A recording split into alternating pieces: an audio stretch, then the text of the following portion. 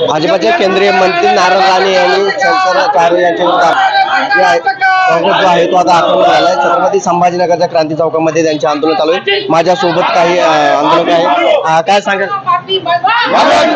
सगळ्यात अगोदर मी शहर जिल्हा काँग्रेस कमिटीतर्फे या 1.5 फुट्या नारायण राणेचा जाहीर निषेध करतो आणि त्यांना या नरेंद्र मोदींनी त्यांना ताबडतोब या केंद्रीय मंत्रिमंडळातून बडतर्फ करण्यात यावी आमची मागणी आहे। नारायण राणे आणि भाजपने हिंदू आयडियोलॉजी असलेल्या भाजपने हे हिंदू धर्माचा अपमान केलेला आहे।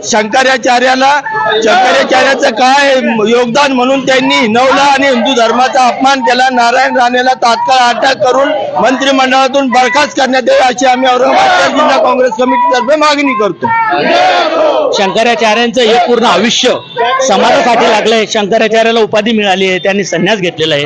अशा व्यक्तीला जर तुमचं योगदान काय विचारणं म्हणजे हा शंकराचार्यांचा अपमान आहे। पण या देशातील जे हिंदू धर्मातील लोक आहेत सर्वांचा अपमान केलेला नारायण राणेंनी।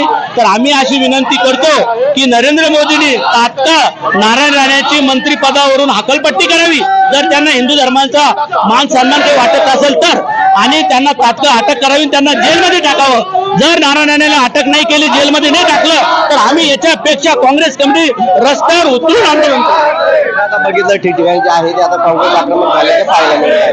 छत्रपती संभाजीनगरहून विजय चिरे, जय महाराष्ट्र।